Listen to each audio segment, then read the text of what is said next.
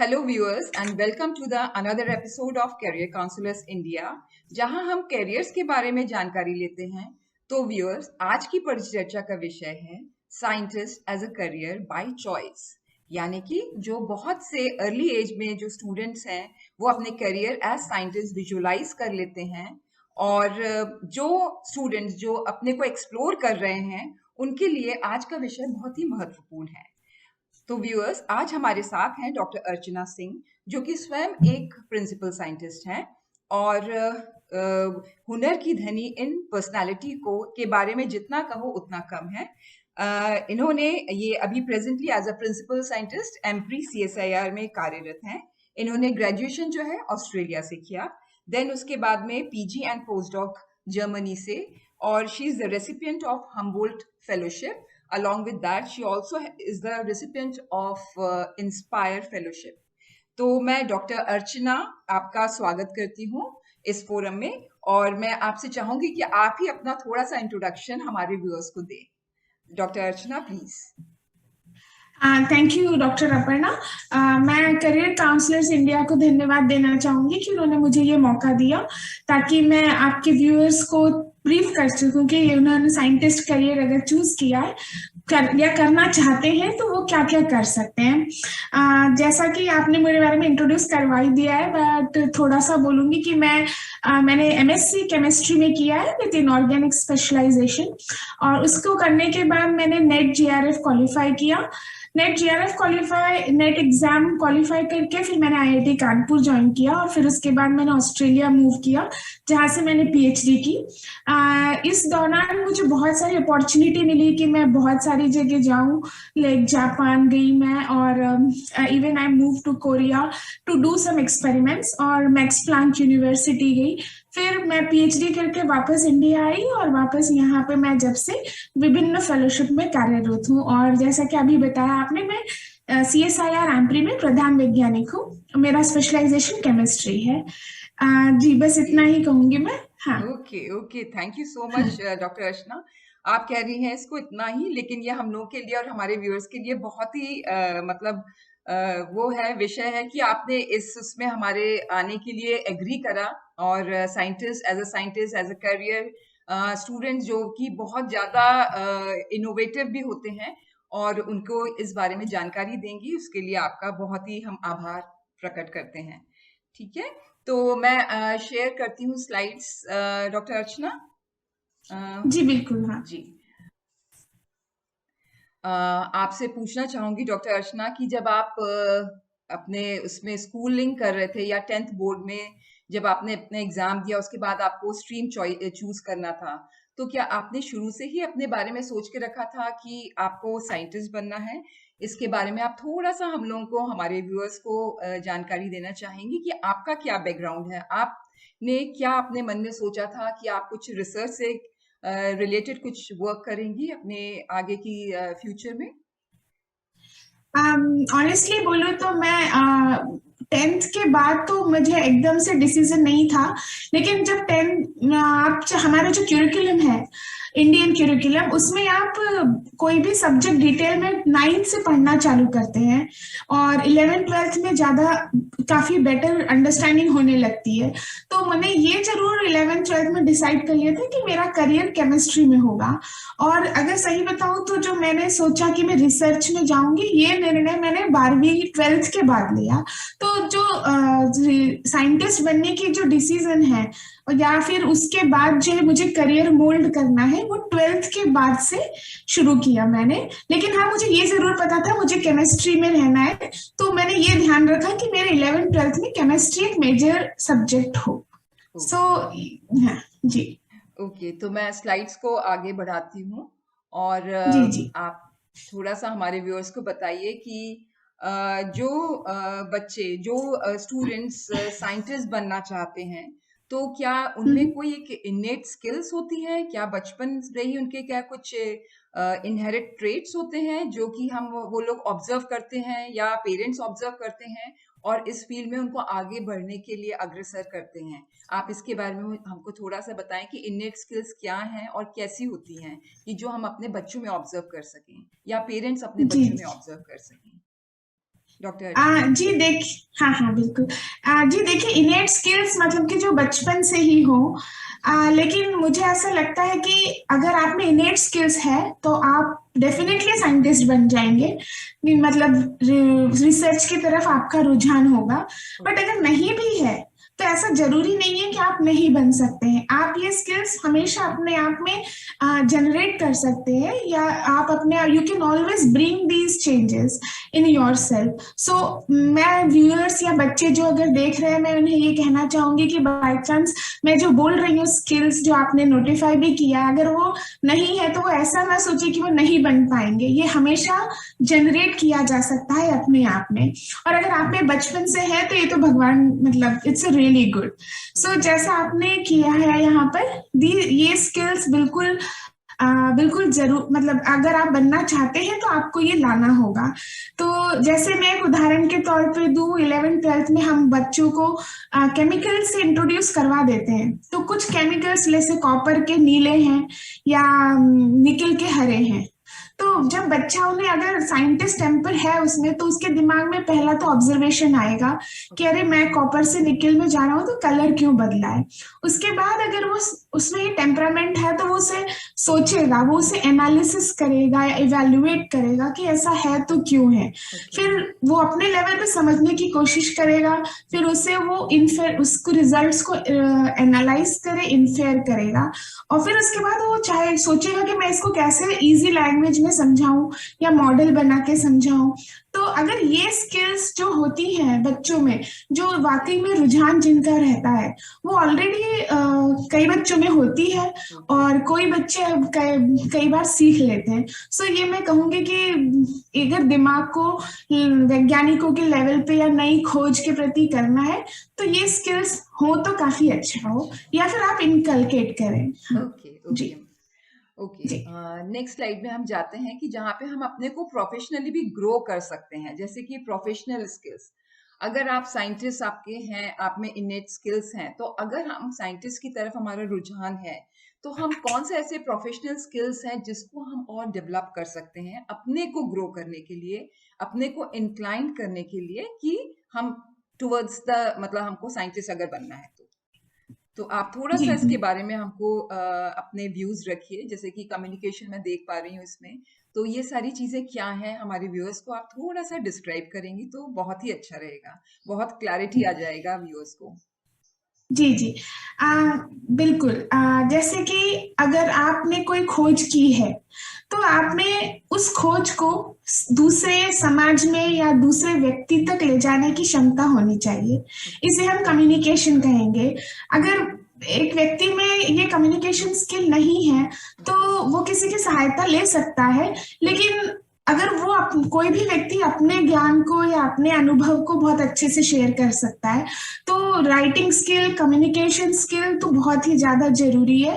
जो ओके। है तो बहुत अच्छा है, नहीं तो समय के साथ लाई जा सकती है। ओके। देन जब आप वैज्ञानिक या रिसर्च होते हैं तो आज की डेट में कोई भी साइंस, लाइक मैं केमिस्ट हूँ तो जरूरी नहीं है कि मैं केमिकल साइंसेस से ही करूँ। आज के डेट में हम सब इंटरडिसिप्लिनरी है। तो ओके। हमें हो सकता है एज ए केमिस्ट मुझे बायोलॉजिस्ट से भी जुड़ना पड़े, एज ए ओके। फिजिसिस्ट से भी। तो ये जरूरी है कि हमें ये अकेले टीम वर्क होना वर्क होना चाहिए, चाहिए। ओके। लोगों के साथ मिलकर काम करना चाहिए। देन जो हम काम कर रहे हैं, इन द एंड हमें जो हमारा उसका उद्देश्य होना चाहिए कि ओके। हम इसे बिजनेस एक्यूमेन कह सकते हैं, या फिर ओके। इन द एंड वो सोसाइटी को जाना चाहिए। तो ओके। उसे हमें इंडस्ट्रियल लेवल पे लाना है। ओके। इसी प्रकार से सेल्फ मोटिवेशन और एडेप्टेबिलिटी, ओके। जो मैं कहूंगी कि आप एक रिसर्च हमेशा नए पेपर पढ़ते रहें, क्या खोज हो रही है आपके फील्ड में वो ओके। भी जानना होगा।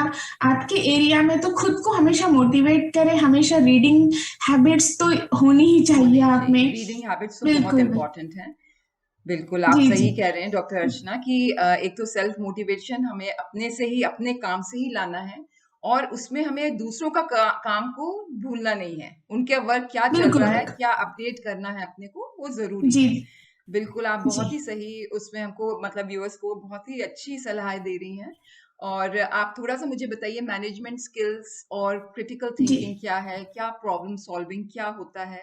थोड़ा सा अगर आप एक ब्रीफ में स्टूडेंट्स को या जी जी। व्यूअर्स को आप बता सकें तो। देखिए आप यहाँ पे मैनेजमेंट स्किल्स में बिल्कुल कि एक साइंटिस्ट को क्या होनी चाहिए मैनेजमेंट स्किल। लेकिन एक जब साइंटिस्ट होता है तो वो अपने अंडर में प्रोजेक्ट्स लाता है, ओके। प्रोजेक्ट्स की मैं ये काम करूंगी, लाइक मैंने ये प्रपोज किया तो उसके आधार पर मुझे प्रोजेक्ट आता है। लेकिन उस प्रोजेक्ट में हमें बहुत सारे सेक्शंस होते हैं, प्रोजेक्ट फेलो होता है, पीएचडी स्टूडेंट होते हैं, आपकी फंडिंग होती है, तो इसे हमें मैनेज करना आना चाहिए। ओके। ये एक मैनेजमेंट स्किल है। दूसरा क्रिटिकल थिंकिंग, प्रॉब्लम सॉल्विंग, ये तो एक बिल्कुल मैंडेटरी है जो कि जैसे फॉर एग्जांपल मैंने ऐसा सोचा कि ये रिजल्ट मेरे आने चाहिए, लेकिन खोज रिसर्च में ऐसा होता नहीं है, ओके। रिजल्ट उल्टे आते हैं। हमेशा नहीं, मोस्ट ऑफ द टाइम। तो ऐसा नहीं सोचना है कि अरे ये तो सब गड़बड़ी हो गया। उन नेगेटिव रिजल्ट्स में भी हमें सीखना चाहिए और उसे प्रॉब्लम सॉल्व करने की क्षमता होनी चाहिए। तो that power one should have, okay. That knowledge one should have, या। ओके। जी ओके।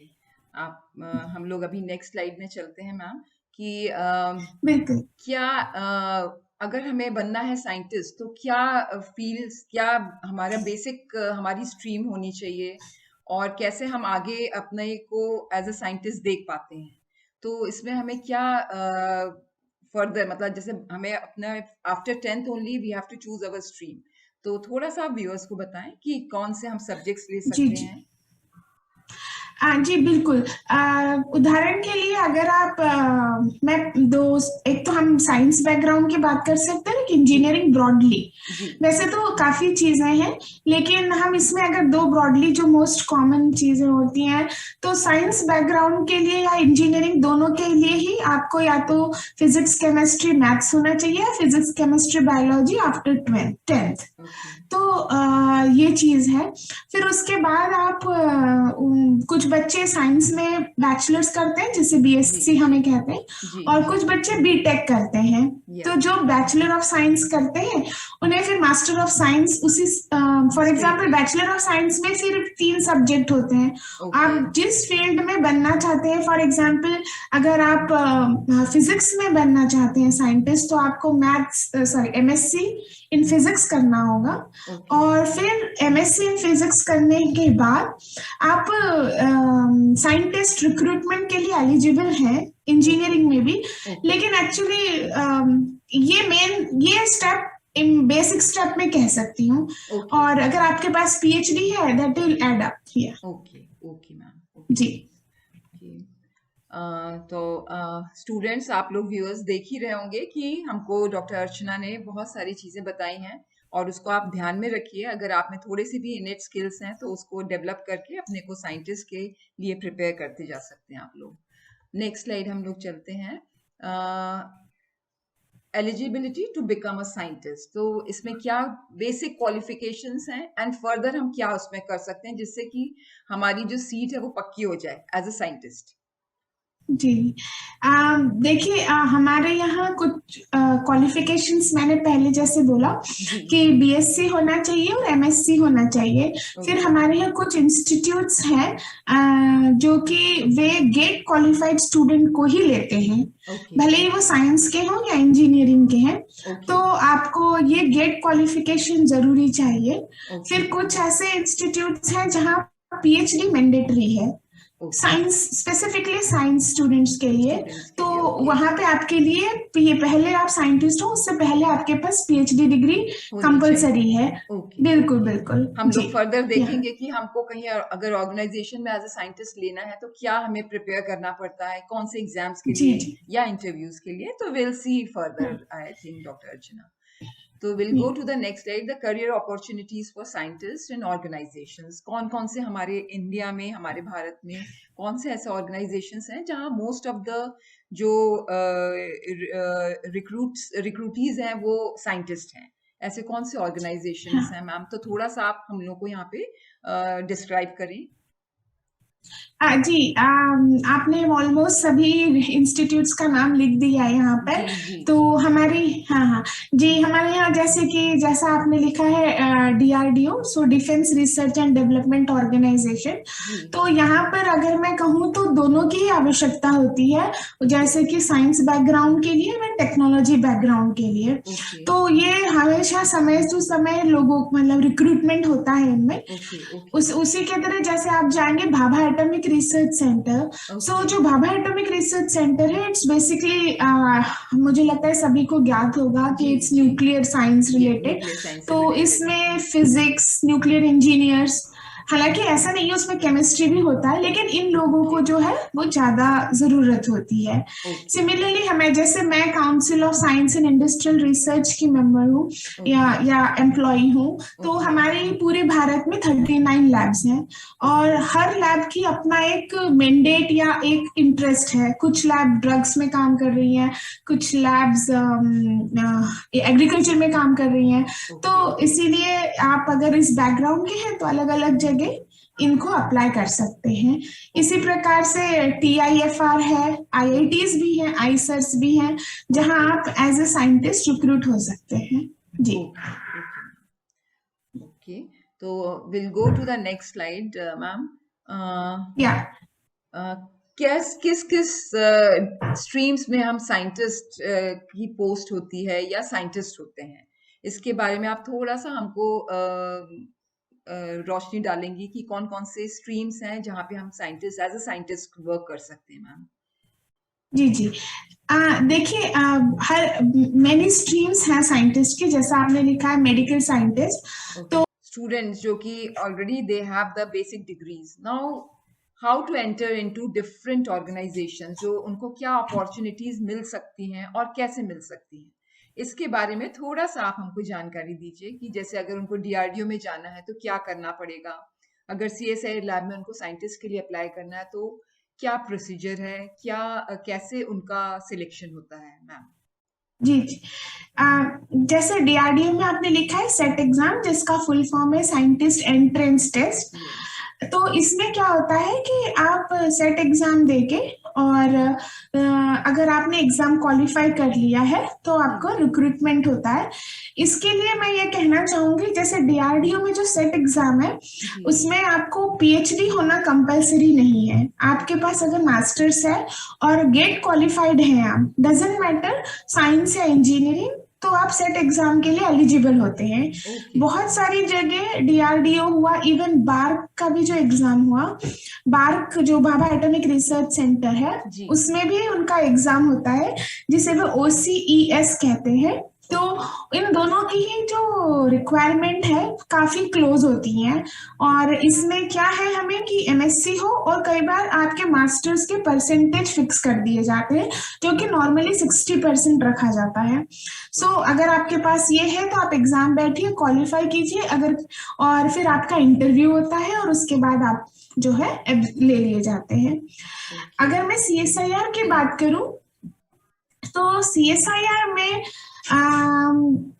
जैसे मैंने पहले भी बताया, हमारी 39 लैब्स हैं, और जो 39 लैब्स हैं उनका अपना मैंडेट है, अपना अपना अपना रिसर्च एरिया है। जी तो जी वो जो फोक एडवर्टाइजमेंट लाते हैं वो अपने रिसर्च एरिया के बेसिस पे लाते हैं, जो कि उनकी वेबसाइट पे होता है। तो हमें ओके वेबसाइट पे देखना है, या फिर एम्प्लॉयमेंट न्यूज में भी आता है, लोकल न्यूज में भी आता है। और उसके बाद इसमें जो जनरल ट्रेंड है, मैं जो डिफरेंस बोलूंगी DRDO या बार्क से, कि इसमें रिटन एग्जाम नहीं होती, और दूसरा साइंस बैकग्राउंड के लिए PhD कंपलसरी होता है बहुत सारी बार, ओके और इंजीनियरिंग बैकग्राउंड के लिए MTech होता है, ओके PhD कंपलसरी नहीं है। ओके फिर उसके बाद आपको वो सिलेक्शन क्राइटेरिया रखते हैं, और आपके रिसर्च एरिया भी वो रखते हैं, और फिर उस बेसिस पे स्क्रीनिंग होती है, और इंटरव्यूज के बेसिस पे आपका रिक्रूटमेंट होता है। ओके। सो तो मतलब आपका सी कहना एस है कि DRDO में तो एंट्रेंस है, बार्क में भी एंट्रेंस है, लेकिन CSIR का जो है वो अलग क्राइटेरिया है, पहले वो लोग स्क्रीनिंग करते हैं एंड देन जी बेस्ड ऑन द जी स्क्रीनिंग वो डायरेक्ट इंटरव्यूज के लिए कॉल करते हैं। ओके और इसमें आपको जरूरी नहीं है कि गेट क्वालिफिकेशन कंपलसरी हो। ओके डीआरडी और बार्क में गेट गेट क्वालिफाइड क्वालिफिकेशन है है जी जरूरी। जी ओके ओके जी एंड जी इसरो का आप थोड़ा सा बताएंगे इसरो के बारे में स्पेस रिसर्च ऑर्गेनाइजेशन जो है जी जी। इसरो में नॉर्मली हाँ जैसा आपने लिखा है जेई एडवांस के थ्रू स्टूडेंट्स को इंटर्न्स या ट्रेनिंग में लिया जाता है जी जी और most of the time way absorb भी किए जाते हैं। बट ओके इसके अलावा भी उनके एडवर्टाइजमेंट भी आते हैं और आप ओके एडवर्टाइजमेंट में अप्लाई करके और it's you can always get the position. Okay जी ओके उनका एग्जाम नहीं है कोई। कोई एंट्रेंस एग्जाम नहीं है दे जी कैन नहीं दे हाँ। वही डायरेक्ट इंटरव्यू सिस्टम है अदरवाइज जो जेई एडवांस के थ्रू जो कि आईआईएसटी में एडमिशन हुआ है उसके थ्रू जी उनका जी वहां पे एब्जॉर्प्शन हो सकता है जी जी। ओके इसी अनदर प्रकार से हाँ जी हाँ जी बोलिए आईसीएआर और आईसीएमआर में भी एग्जाम नहीं है। ये okay on the basis of advertisement and if और अगर कैंडिडेट उस रिक्वायरमेंट में फिट बैठता है जो उनकी ओके रिसर्च फोकस है तो आप ओके कर सकते हैं और यही चीज आईआईटीज और आईसेट्स में है। ओके ओके जी सो हम लोग आगे चलते हैं कि जी जी एक अगर हमें आप जैसे आपका बैकग्राउंड है केमिस्ट्री एंड केमिकल साइंटिस्ट हैं आप तो आप थोड़ा सा हम लोग को इसके बारे में एटलीस्ट एक अपने वो रख सकती हैं हम लोग को थोड़ा सा रोशनी डाल सकती हैं कि क्या बेसिक क्वालिफिकेशंस होती हैं बीइंग अ केमिकल साइंटिस्ट जी जी बिल्कुल। देखिए ये हम उदाहरण ले सकते हैं कि हमें अगर केमिस्ट्री में साइंटिस्ट होना है या केमिकल साइंसेज में साइंटिस्ट जी बनना है तो हम जी कैसे बने। नॉर्मली जो मैं ये कैसे केमिकल साइंटिस्ट का उदाहरण दे रही हूँ ऑलमोस्ट सेम प्रोसेस सभी में है बस डिग्री की रिक्वायरमेंट चेंज हो सकती है। ओके तो पहले मेरा जैसे 11th 12th में आपका केमिस्ट्री एक सब्जेक्ट होना चाहिए। ओके फिर उसके बाद आप बीएससी करें। बीएससी में भी केमिस्ट्री एक होना चाहिए सब्जेक्ट होना सब्जेक्ट। चाहिए ओके आइदर आप फिजिक्स केमिस्ट्री मैथ्स लें और ओके या फिर आप केमिस्ट्री फिजिक्स बायोलॉजी ले लें ओके तो उसमें आपकी वो होना है फिर उसके बाद आपको मास्टर्स इन केमिस्ट्री है। जब आप मास्टर्स इन केमिस्ट्री करें तो कई यूनिवर्सिटीज में आपको स्पेशलाइजेशन का ऑप्शन मिलता है। तो नॉर्मली 3 स्पेशलाइजेशन है एक तो इनऑर्गेनिक केमिस्ट्री एक ऑर्गेनिक और एक फिजिकल केमिस्ट्री। ओके यहाँ मैं अपने स्टूडेंट्स को बताना चाहूंगी कि हम बीएससी हमारे देश में आज बहुत सारे इंस्टीट्यूट्स हैं जी जहाँ बहुत ही अच्छे लेवल का मतलब स्कॉलरशिप भी है और ओके काफी अच्छे स्टैंडर्ड्स का बैचलर्स और मास्टर्स है। फॉर ओके एग्जांपल हमारे यहाँ जो आईसर्स है जी जी वहां पे अगर आप देंगे तो वो आपको बीएस एमएस की वो देंगे डिग्री डिग्री देते हैं देंगे जी जी मैम जी या फिर बीएससी ऑनर्स देते हैं। तो इंटीग्रेटेड उसमें क्या कोर्सेज है हैं ये जी जी। या तो आप बीएससी एमएससी साथ में कर सकते हैं और मेनी टाइम्स आपको वहां पे कई स्कॉलरशिप की फैसिलिटी है।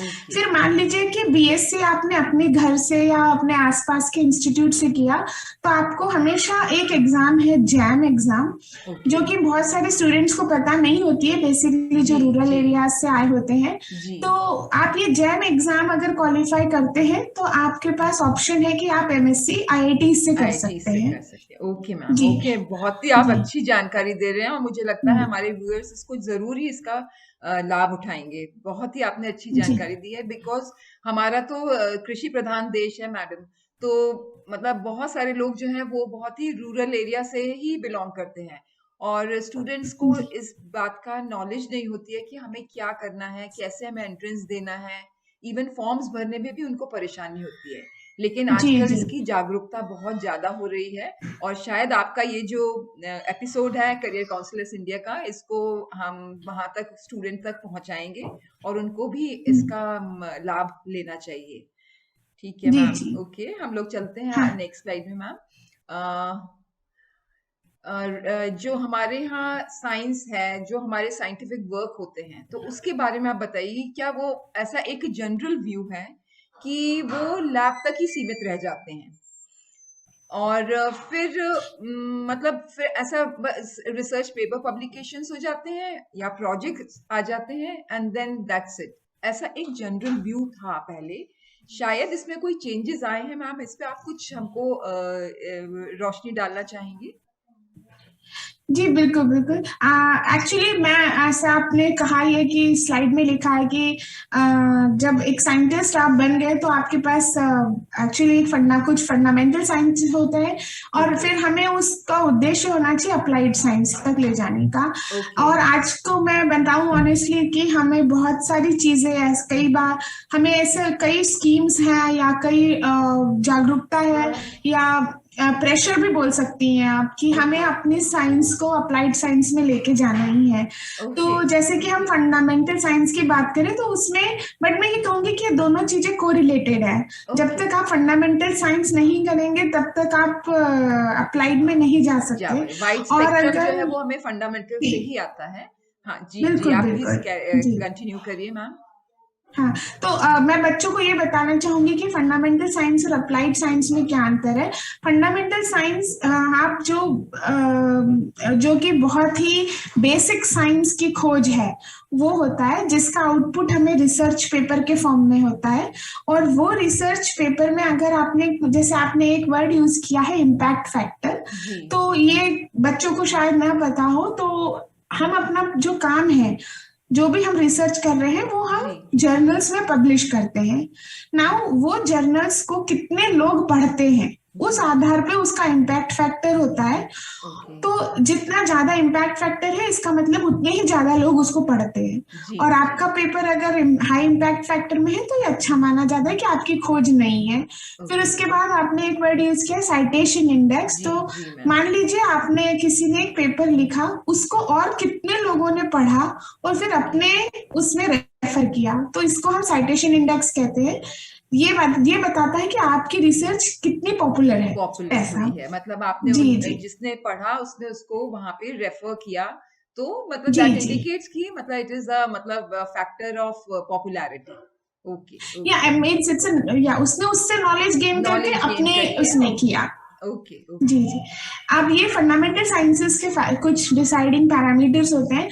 अब दूसरी बात अप्लाइड साइंसेस, तो नोवेल प्रोडक्ट, जैसे कि, लेकिन वो प्रोडक्ट दो, या तो इन हमारे इंडस्ट्रियल एप्लीकेशन के लिए हो या फिर हमारे सोसाइटी की जरूरत के लिए हो। ओके ओके फॉर एग्जाम्पल हमारे यहाँ पानी आज भी एक समस्या है बहुत अफ्रीकन कंट्रीज जी में, जी जहाँ शुद्ध पानी नहीं मिलता है। तो मान लीजिए किसी साइंटिस्ट ने एक नया प्रोडक्ट बनाया, ओके तो अब वो प्रोडक्ट उसका है, उसकी ओके खोज है या उसके इंस्टीट्यूट की खोज है। तो ओके वो उस चीज को कैसे दर्शाएगा, तो वो ओके उसको वो पेटेंटिंग के थ्रू करेगा, जैसे आपने ओके लिखा भी है आईपीआर। ओके जब पेटेंट हो जाएगा तो फिर उसे मार्केट से जुड़ना है और फिर ओके उसे लोगों के बीच में कमर्शलाइज करना है। तो ये कमर्शियलाइज करना है। अप्लाइड, तो मतलब ओके लोगों तक पहुंचा। जी ओके, तो इस स्टूडेंट्स आप लोगों को समझ में आया, व्यूअर्स आप लोग इसको जरूर देखें इस एपिसोड को कि कैसे फंडामेंटल साइंस से हम अप्लाइड साइंस की तरफ बढ़ सकते हैं, कैसे हम रिसर्च बेस्ड स्टडी को हम उसको पायलट स्केल में ला सकते हैं, कमर्शियलाइज कर सकते हैं। ठीक है, तो आजकल हमारे जो इंडिया में यही इस पे वर्क किया जा रहा है कि कैसे हम साइंस को सोसाइटी से जोड़ें या साइंस को प्रोडक्ट से जोड़ें। ओके, तो हम लोग नेक्स्ट स्लाइड में डॉक्टर अर्चना चलते हैं। आपने बहुत ही अच्छी जानकारी की और इतने सिंपल लैंग्वेज में बताया कि फंडामेंटल साइंस अप्लाइड साइंस क्या है। ओके, तो will move to the next slide, जी द जी schemes and programmes for the scientific community.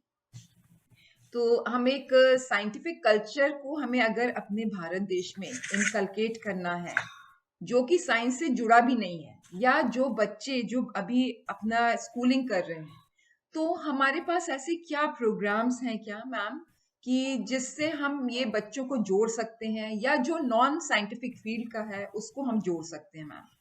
तो इस पे आप जी थोड़ा सा जी हमें जानकारी दे सकती हैं डॉक्टर अर्चना? जी बिल्कुल।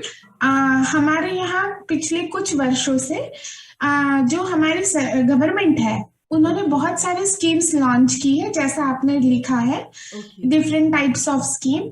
इनका उद्देश्य जो है, ये मेन उद्देश्य है कि जो हमारे अ, ऐसा हम साइंटिस्ट के अलावा भी कॉमन पीपल या जो अलग लोग स्टूडेंट्स हैं, उन्होंने अपने नॉलेज से इनोवेशन लाया है। वो जो कि साइंस एंड टेक्नोलॉजी पर बेस्ड हो, ओके जिसके कारण हमारा देश आत्मनिर्भर बने ओके और जिसके कारण एंटरप्रेन्योरशिप डेवलप हो। ओके उस चीज को फैसिलिटेट करने के लिए मैं कहूंगी कि इन सब मोस्ट ऑफ जो ये स्कीम्स हैं, इनका उद्देश्य यही है। ओके उदाहरण के लिए जैसे कि ये अटल इनोवेशन मिशन है, जी जी तो जो अटल इनोवेशन मिशन है वो हमारे यहाँ इसका मेन उद्देश्य जो इंक्यूबेटर्स जो है या फिर जो स्टार्टअप्स हैं, ओके उन्होंने जो नया नया तकनीकी या विज्ञान के आधार पर नई चीजें जो लाए हैं, उनको ओके फैसिलिटेट करना है। कई बार इंसान के पास आइडिया तो होता है, लेकिन उसके पास पैसे नहीं होते पैसे हैं नहीं कि वो होते उस आइडिया को इम्प्लीमेंट कर दे। तो ओके सरकार इस मिशन के थ्रू उन्हें सपोर्ट कर रही है ओके और इसका फंडिंग्स काफी देते हैं सफलता मिली है। हाँ, ओके ओके और वैसे ही अगर आप जैसे नेक्स्ट आपने लिखा है अवसर, which is yes yes augmenting writing skills for articulating research, okay ये केवल पीएचडी और पोस्ट डॉक्स के लिए होती है जो ओके कि गवर्नमेंट इंस्टीट्यूट्स में काम कर रहे हैं, for example IIT, ISR, CSIR. अच्छा, ओके इसमें उनकी राइटिंग स्किल्स मतलब वो अपनी खोज को कितने साधारण लैंग्वेज में लिखें, ये ओके कंपटीशन होता है, जिससे कि मैं एक लेमैन को भी समझा चुकूं कि मैं क्या कर रही हूँ इन खोज ओके में, क्या ओके खोज कर रही हूँ। तो उसको हम ये अवसर के थ्रू वो बच्चों को देते हैं, उन्हें फैसिलिटेट किया जाता है उन्हें। ओके इसी प्रकार से ये जो जैसे विज्ञान प्रतिभा है, जी जी ये जो है ऐसा ही हमारे सीएसआईआर में जिज्ञासा प्रोग्राम है। ओके विज्ञान प्रतिभा जो है वो टीआईएफआर के थ्रू है और ओके सिमिलर प्रोग्राम हम सीएसआईआर में जिज्ञासा के थ्रू करते हैं। ये ओके स्पेसिफिकली जो केंद्रीय विद्यालय है और जी नवोदय है, हाँ जी नवोदय विद्यालय उनके 10th से लेकर 12th के स्टूडेंट के लिए है। तो ओके उन्हें क्या किया जाता है, वे इस प्रोग्राम के थ्रू जैसे जिज्ञासा में हमारे साथ काम करते हैं सीएसआईआर के साइंटिस्ट, और ओके विज्ञान प्रतिभा में वे टीआईएफआर के साइंटिस्ट के संग काम साथ करते में हैं काम करते हैं और उन्हें फिर नई खोज बताई जाती है। तो इसके सरकार इसके थ्रू क्या करती है कि इन बच्चों में साइंटिफिक आइडियाज या रिसर्च के ओके प्रति इनको जागरूक किया जाता है। तो ओके हर लेवल पे हमारे सरकार ने डिफरेंट स्कीम्स लाई है, जिससे ओके कि देश में ये साइंस या रिसर्च के इसका प्रति कल्चर बढ़े जी ओके ओके जी तो जी मैडम मैं यहाँ पर एक और चीज कहना चाह रही थी कि जैसे इंडियन साइंस कांग्रेस जो होता है हर साल हमारे इंडिया में एक मतलब 18+ लोगों के लिए होता है, अभी स्टूडेंट्स के लिए भी वो इंडियन साइंस कांग्रेस जूनियर्स के लिए भी होता है। तो वो शायद ये जी सब जी चीजें रख कर ही होता होगा कि स्टूडेंट्स में क्या इनोवेटिव आइडियाज हैं, कैसे उनको हम लोग उसमें उनको आगे बढ़ा सकते हैं उनके इनोवेटिव आइडियाज को, क्योंकि दे आर वेरी मतलब उनका एक ग्रोइंग एज रहता है और उनके जो आइडियाज होंगे वो डेफिनेटली बहुत ही काबिले तारीफ होते होंगे। तो इसीलिए मुझे जी जी लगता है कि शायद ये भी स्टार्ट हुआ है, शायद इसमें ये काफी दिनों से चल रहा है इंडियन साइंस फॉर जूनियर्स। तो आपने जी जी बहुत ही अच्छी जानकारी दी और द व्यूअर्स आप लोग इसको देखिए, इसको करियर काउंसिल इंडिया की तरफ से जो करियर्स हम लोग दिखाते हैं उसमें आपको बहुत अच्छी जानकारी दी जाती है, इसका लाभ उठाएं आप लोग सब लोग। ठीक है मैम, आपने बहुत ही प्यारी जानकारी दी है और मतलब धन स्टूडेंट्स को मतलब बहुत, अगर कोई भी थोड़ा भी इंटरेस्टेड होता है तो वो जरूरी इस चीज को यूटिलाइज करेगा जो आपने इतनी सारी जानकारी दी है, इतनी सारी नॉलेज जो दी है। हम लोग नेक्स्ट स्लाइड में चलते हैं मैम। वुमेन के लिए क्या है, आप तो खुद ही एक वुमेन साइंटिस्ट हैं, तो अब आपको थोड़ा सा हमको जानकारी देनी है कि हमारे जो फीमेल्स हैं, हमारी जो महिलाएं हैं हमारे देश की, उनके लिए कैसे हम उनको कैसे आगे बढ़ा सकते हैं और क्या क्या उनके लिए स्कीम्स कुछ हैं यहाँ पूरे अपने इंडिया की तरफ से या गवर्नमेंट की तरफ से, जी इंडियन जी गवर्नमेंट की तरफ से मैम।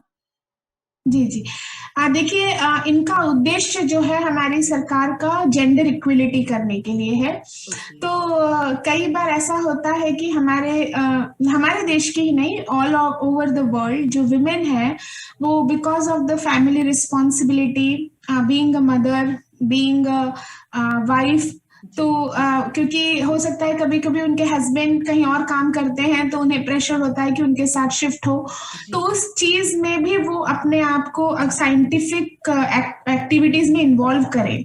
उसी के लिए हमारी सरकार ने कुछ फेलोशिप्स लाई हैं।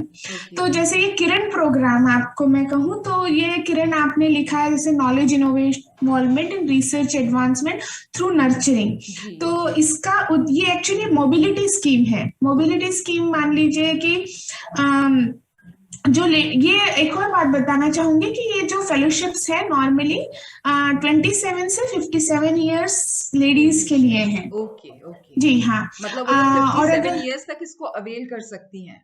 जी जी जी, वेरी नाइस। हाँ, ये तो बहुत ही अच्छी बात है। Okay ji.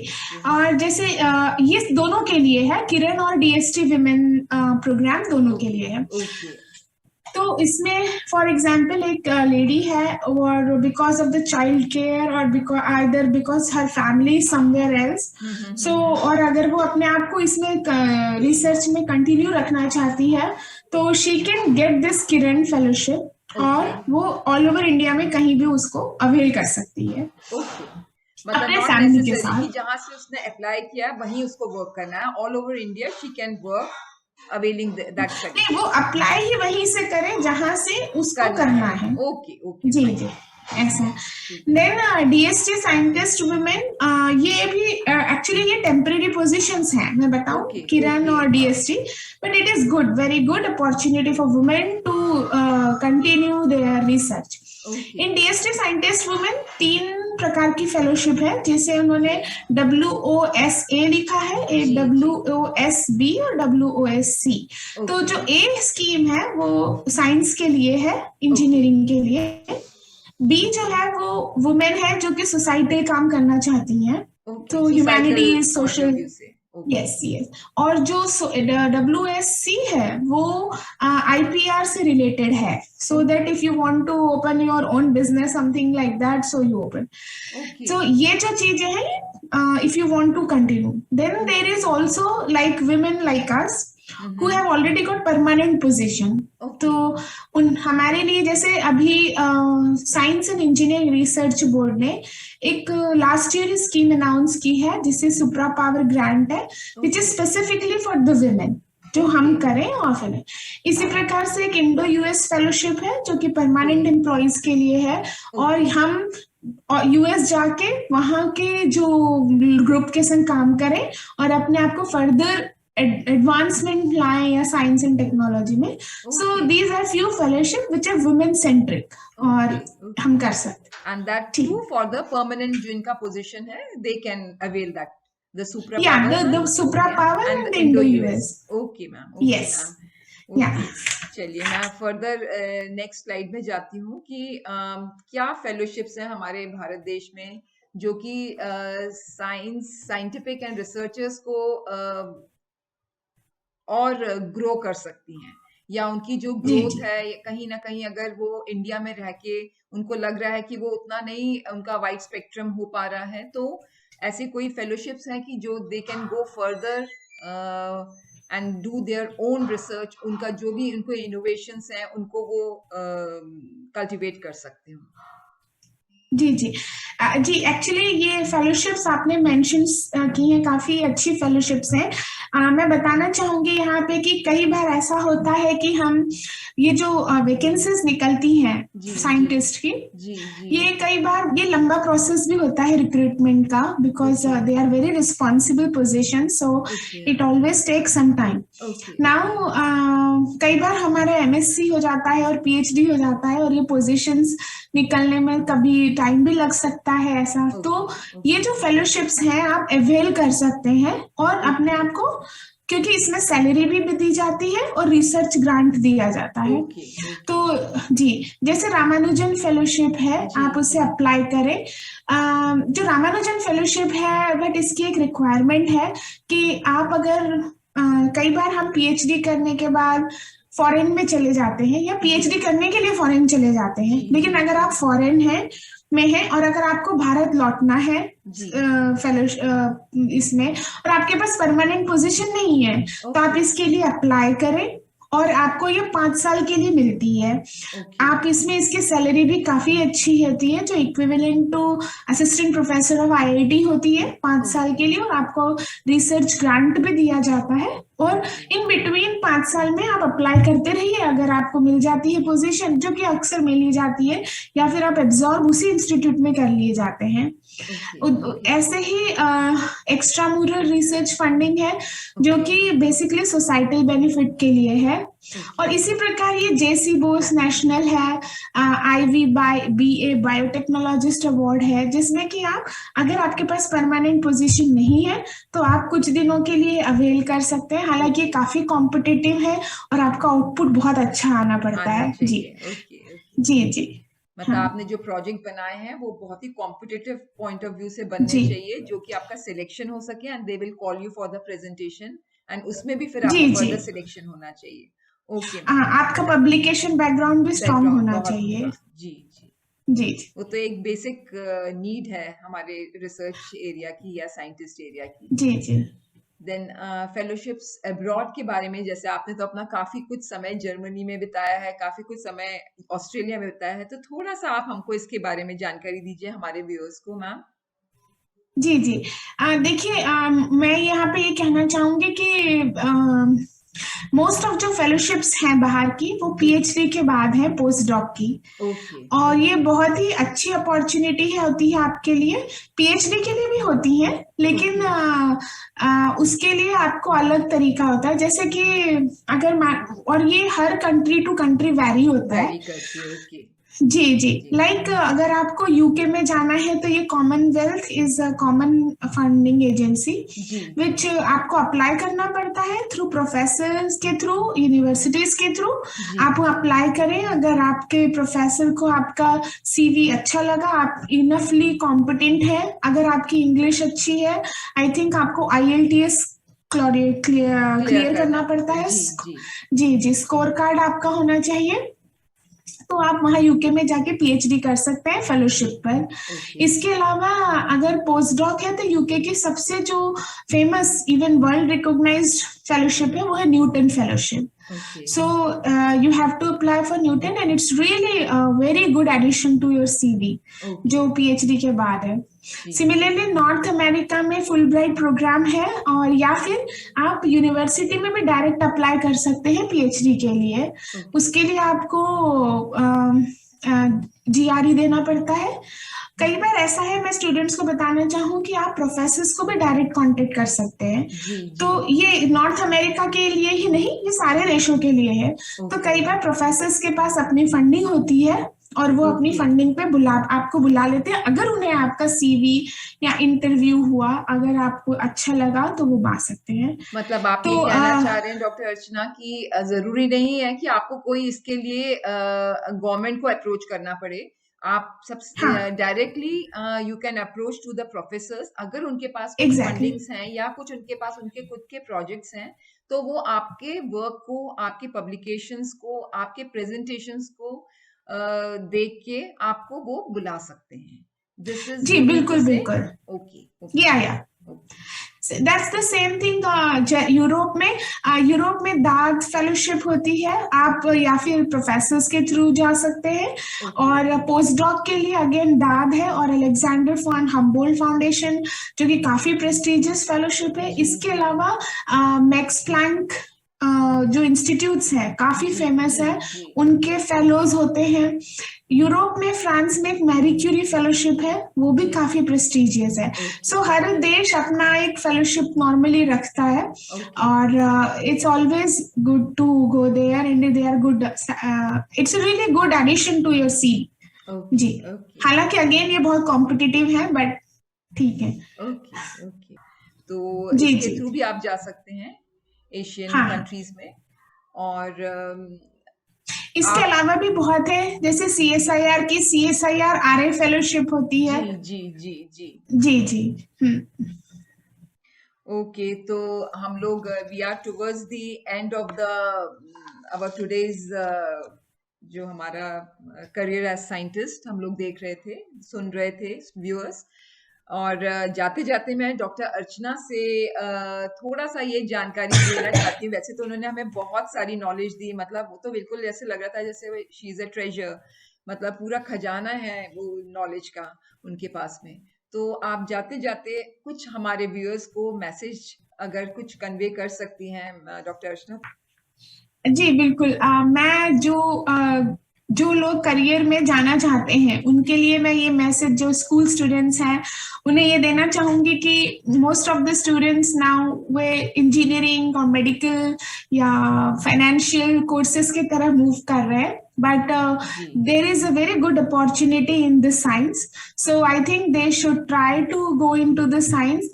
There is so many things. बहुत सारी खोज करनी है, बहुत सारी चीजों का उत्तर हमें ढूंढना है। तो यंग जो बच्चे हैं 11th-12th के, वे बिल्कुल प्रमोट हो साइंस लेने के लिए और इस बीएससी एमएससी करने के लिए।